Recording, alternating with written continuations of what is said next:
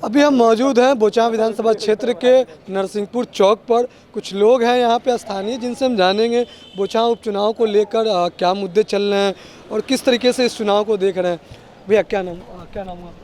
मेरा नाम बंटी सिंह बावला हुआ। बोचां विधानसभा चुनाव को लेकर क्या कहेंगे? उपचुनाव होने हैं 12 तारीख को, क्या लगता है किस तरीके के मुद्दे हैं इस बार लोगों के? मुद्दा तो बहुत सारा है। दो कैंडिडेट में मेन मुख्य रूप से दो कैंडिडेट हैं यहाँ जिनमें लोगों को चुनना है। एक बेबी कुमारी हैं बीजेपी से और आरजेडी से आपके अमर पासवान हैं।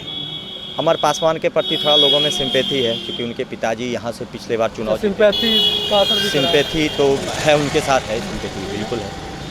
और बेबी कुमारी तो जाहिर सी बात है बीजेपी का हर जगह एक दबदबा रहता ही है, उसका बीजेपी का फर्क पड़ेगा उनको। बिल्कुल बीजेपी का फर्क तो किसी को, ये वीआईपी कहीं नहीं, वीआईपी कांग्रेस ये सब कहीं नहीं, वीआईपी नहीं है। मुद्दा क्या होगा? स्थानीय आप लोग हैं, क्या किस मुद्दे पे लोग इधर वोट करना चाहिए? इस बार का मुद्दा मुझे पार्टी को देख के कैंडिडेट, बस पार्टी को ही मेन मुद्दा तो बहुत सारा है, लेकिन मुद्दा बस पार्टी का। इस बार की लड़ाई बिना मुद्दे की है, तो किस कोई मुद्दा नहीं है। तो किस आधार पे?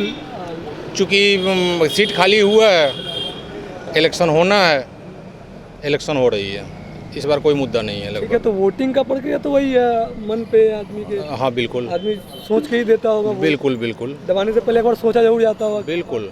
चाहे वो जात का सोच के डाले या फिर मुद्दा किसी देखिए, पहले अक्सर ऐसा होता था कि जब चुनाव प्रचार खत्म होता था उससे एक दिन पहले या उसके बाद इलेक्शन से एक दिन पहले समाज में बैठ के विचार करके लोग वोट डालते थे। अब वो बात रही नहीं। हर जनता अपनी पार्टी से दिल के करीब से जो जुड़ा हुआ है। इलेक्शन डिक्लेयर होने से पहले ही लोगों को पता है कि हम अगर वोट डालेंगे तो कब डालेंगे, अगले 5 साल के बाद भी डालना होगा तो कहाँ डालेंगे। अगर इस बीच में बहुत कुछ अप्रत्याशित नहीं हो जाता है तो पहले माइंड में मेकअप होता है। यही है। जहाँ तक नेताओं की बात है तो जो 2-3 कैंडिडेट लड़ाई में है, यह एक टाइप से सब लोग जो है सो अपने आप को जो है सो दिखाड़ कर चुका है कि हम जनता के लिए नहीं अपने लिए लड़ते हैं।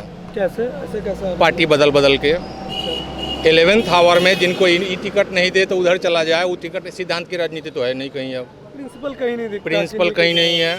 तो यह जो तीनों वाइटल कैंडिडेट हैं जिनमें नंबर 1, नंबर 2, नंबर 3 आवेंगे, वो तीनों जो है सो समय पर जग जाहिर कर चुके हैं।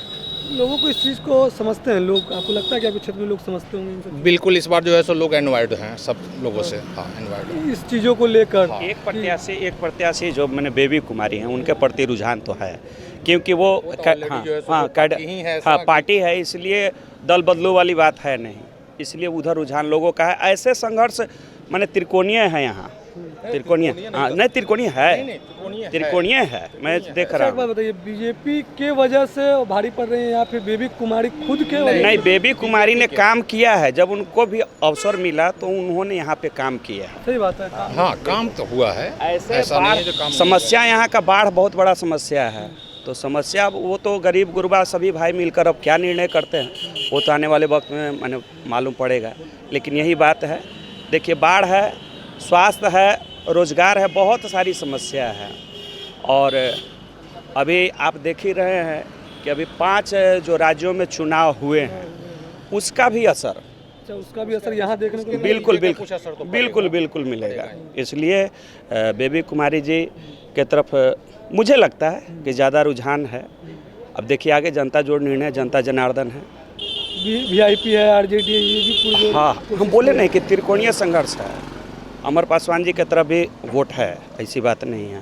क्योंकि उनके पिताजी का जो है सो इंतकाल हुआ तो जो है सो उनका पूरा कार्यकाल तो हुआ नहीं, और उनका पलड़ा थोड़ा सा मजबूत भी लग रहा है फाइट में। इसलिए मजबूत लग रहा है कि जितने भी जनप्रतिनिधि है पंचायत स्तर के, विधायक पुत्र होने के नाते, चाहे विधायक जी अस्वस्थ थे तो उनके अनुपस्थिति में उन्होंने ही विधायकी का रोल निभाया। वो देख रहे हैं। तो अभी तो सत्ता पक्ष में थे लगभग वह, तो अभी जितना भी पंचायत में जो प्रतिनिधि हैं उनसे वह कनेक्टेड थे। और 11th आवर में उनको जो है सो मुख्य विपक्षी दल टिकट दे दिया तो उनके पब्लिक चढ़ गए, ठीक है ना।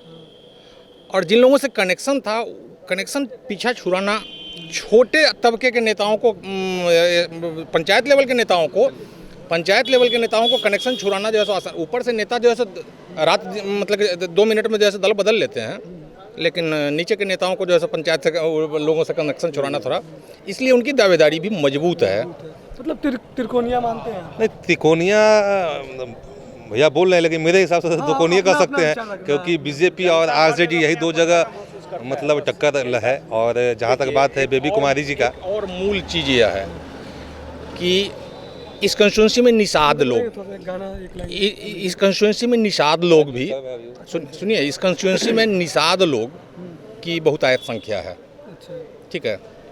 और शुरू से कैप्टन जयनारायण निषाद को निषाद लोग अपना नेता मानते थे। उन्हीं के पुत्र 2 बार एमपी हैं, वर्तमान एमपी भी हैं। हाँ, वर्तमान भी है। लेकिन विगत 5 साल में एक सन ऑफ मल्लाह का जो अभ्युदय है, डिपेंड इस पर करता है कि मल्लाह का वोट जाता किधर है।